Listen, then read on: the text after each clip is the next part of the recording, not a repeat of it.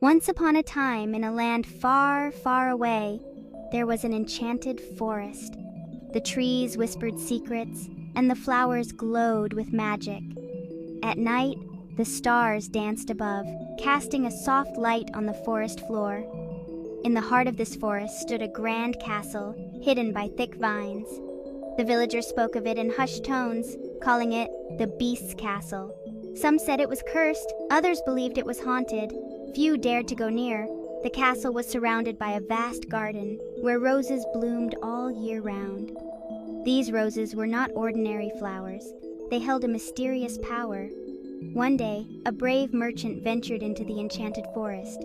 Little did he know, his journey would change the lives of his family forever. In a nearby village lived a kind and beautiful girl named Beauty. She had two older sisters who were vain and selfish. Beauty, however, was gentle and caring. She loved reading books and often dreamed of adventures in far-off lands. Her father, the merchant, loved her dearly and always tried to make her dreams come true. Beauty's family was once very wealthy, but they had lost their fortune. They now lived a simple life. Beauty did not mind this. She found joy in the little things, like helping her father and tending to their garden. Her sisters, on the other hand, were always complaining and wishing for their old life back. One day, Beauty's father decided to go on a long journey. Before he left, he asked his daughters what gifts they would like him to bring back. Beauty, however, asked for a single rose. As the merchant traveled through the enchanted forest, he found himself lost. The path seemed to change with every step. He wandered for hours until he stumbled upon the grand castle. He was tired and hungry, so he decided to seek shelter for the night. The castle was eerily quiet. As he walked through the halls, the merchant marveled at the beauty of the place. It was grand, yet there was a sadness that hung in the air. He found a table set with a grand feast, and with no one around, he decided to eat. After his meal, the merchant explored the garden. He saw the most beautiful roses he had ever seen.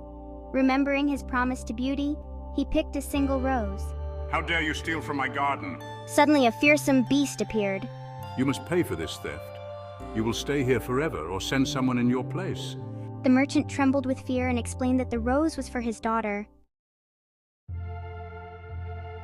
The merchant, filled with sorrow, returned home to tell his family what had happened. He told them about the beast and the curse. Beauty, feeling responsible, decided she would go to the castle in her father's place. She loved her father dearly and could not bear to see him suffer. Beauty's sisters were afraid, but secretly relieved it was not them who had to go. They packed Beauty's things without much care. Beauty, however, remained brave.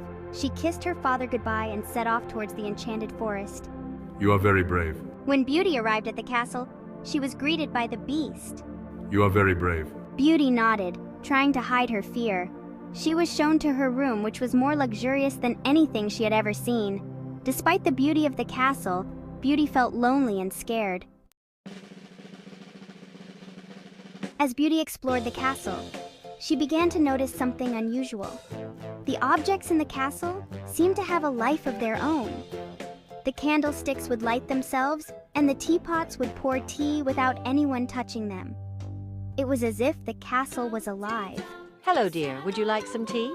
Beauty was startled at first, but Mrs. Potts's warm voice made her feel at ease. Along with her son Chip, the teacup, they became Beauty's friends. Beauty learned that the enchanted objects were once the castle's staff. They had been cursed along with the beast.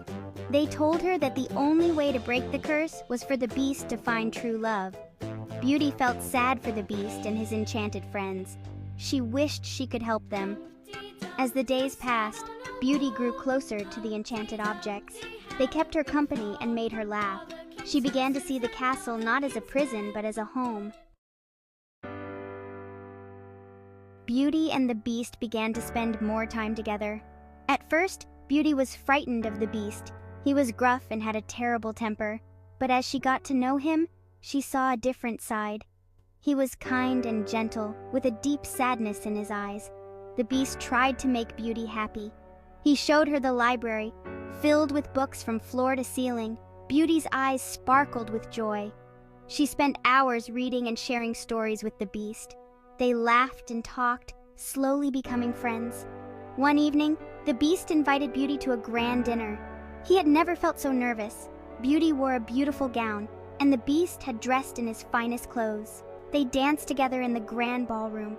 Beauty felt like she was in a dream, and for the first time, the Beast felt hope. Their friendship grew stronger each day. Beauty's kindness had touched his heart. One day, the Beast had to leave the castle for a short time. He warned Beauty not to go into the West Wing, but curiosity got the better of her. She wandered into the forbidden room and found a broken mirror and a wilting rose under a glass dome.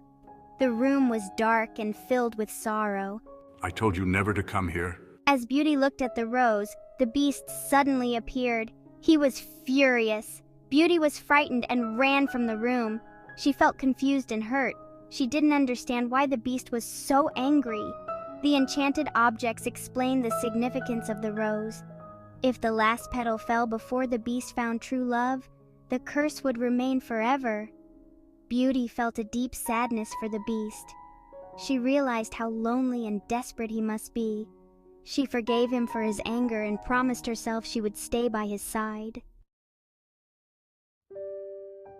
One day, Beauty received news that her father was very ill. She begged the Beast to let her go home. If you ever need me, just look into the mirror. The Beast, though heartbroken, agreed. He gave her a magic mirror to remember him by. Beauty thanked him and hurried home. Beauty's family was overjoyed to see her. She took care of her father, and slowly, he began to recover. However, Beauty missed the Beast and the enchanted castle. She looked into the magic mirror and saw the Beast lying on the ground, looking very ill. Beauty realized the Beast was dying. She knew she had to go back. She explained everything to her father and set off towards the enchanted forest. She rode as fast as she could, her heart pounding with fear and determination. When Beauty arrived at the castle, she found the Beast in the garden, barely breathing.